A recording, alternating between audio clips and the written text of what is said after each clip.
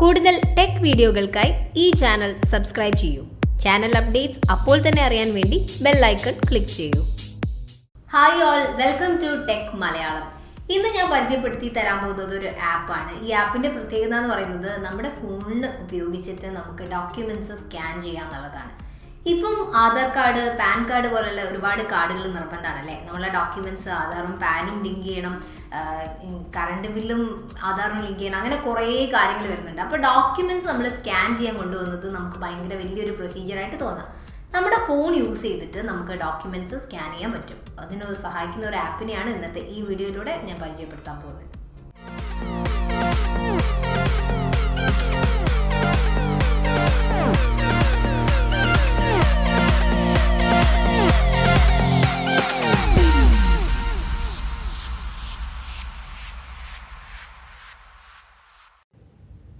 Documents scan ചെയ്യാൻ വേണ്ടി നമ്മളെ സഹായിക്കുന്നത് ഒരു ആപ്പാണ്. ക്യാം സ്കാനർ എന്നാണ് ഈ ആപ്പിൻ്റെ പേര്. ആദ്യം തന്നെ പ്ലേ സ്റ്റോർ ഓപ്പൺ ചെയ്യാം. Cam scanner phone PDF creator എന്ന് പറഞ്ഞിട്ട് ഉള്ള ഒരു ആപ്പാണിത്. CS ആണ് അതിൻ്റെ ലോഗോയിൽ കാണുന്നത്. ഈ ആപ്പ് ഞാൻ ഓൾറെഡി ഇൻസ്റ്റാൾ ചെയ്ത് വെച്ചിട്ടുണ്ട്. ഇനി ഇത് ഓപ്പൺ ചെയ്യുകയാണ്.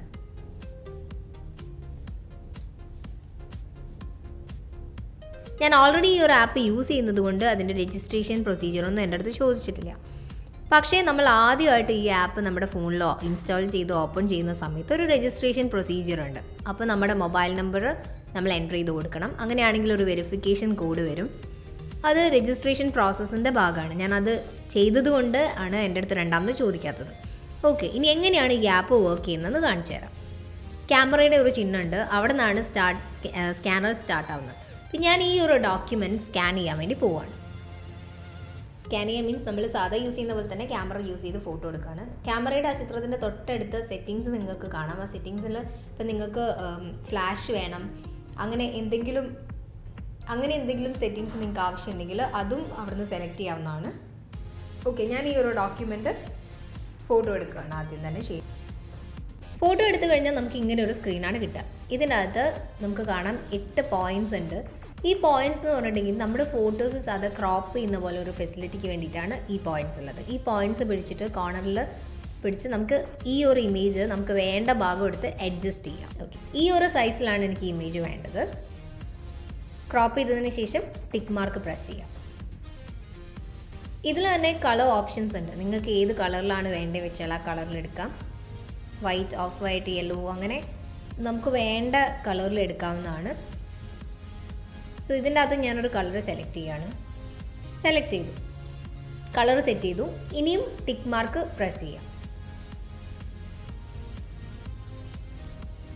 അപ്പോൾ ഈ ഒരു ഡോക്യുമെൻ്റ് ഞാൻ സ്കാൻ ചെയ്ത് കഴിഞ്ഞു. ഇനി ഇതെനിക്ക് PDF രൂപത്തിൽ കാണണമെങ്കിൽ ഈ സ്ക്രീനിൻ്റെ മേലിൽ PDF എന്ന് കാണാം. ആ സിമ്പിളിൽ PDFൻ്റെ സിമ്പിളിൽ പ്രസ് ചെയ്യാം. ഇപ്പോൾ PDF രൂപത്തിലാണ്. അപ്പോൾ നമുക്ക് സൂം ചെയ്യുമ്പോഴൊക്കെ നമുക്ക് അതിൻ്റെ ക്ലാരിറ്റിയിൽ തന്നെ ഡോക്യുമെൻറ്റ് കാണാൻ വേണ്ടി പറ്റും. PDF ഫയൽ വേണമെങ്കിൽ നമുക്ക് സെൻഡ് ചെയ്ത് കൊടുക്കാം, ഡൗൺലോഡ് ചെയ്യാൻ പറ്റും, പ്രിൻ്റ് കൊടുക്കാൻ വേണ്ടി പറ്റും. അങ്ങനെ ഒരുപാട് ഓപ്ഷൻസ് ഉണ്ട്. ഓക്കെ, ജസ്റ്റ് ബാക്ക് അടിക്കുകയാണ്. ഷെയർ ചെയ്യാനുള്ള ഓപ്ഷൻ ഉണ്ട്. ഷെയർ ബട്ടൺ ക്ലിക്ക് ചെയ്യുകയാണെങ്കിൽ നമുക്ക് PDF ആയിട്ട് ഷെയർ ചെയ്യാം, അല്ലെങ്കിൽ ഇമേജ് ആയിട്ട് ഷെയർ ചെയ്യാം, ടെക്സ്റ്റ് ഫയലായിട്ട് ഷെയർ ചെയ്യാം. അപ്പോൾ ഷെയർ ചെയ്യാനുള്ള ഒരു ഓപ്ഷനും ഇവിടെ തന്നെ ഉണ്ട്.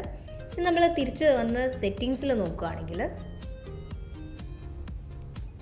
PDF വരുത്തേണ്ട ചേഞ്ചസ്, അങ്ങനെ ഓരോ ചേഞ്ചസ് ഉണ്ട്. ഇനി ആ ഇമേജ് എടുത്ത് സെറ്റിങ്സിൽ നോക്കുകയാണെങ്കിൽ നമുക്ക് റീടേക്ക് എടുക്കാം.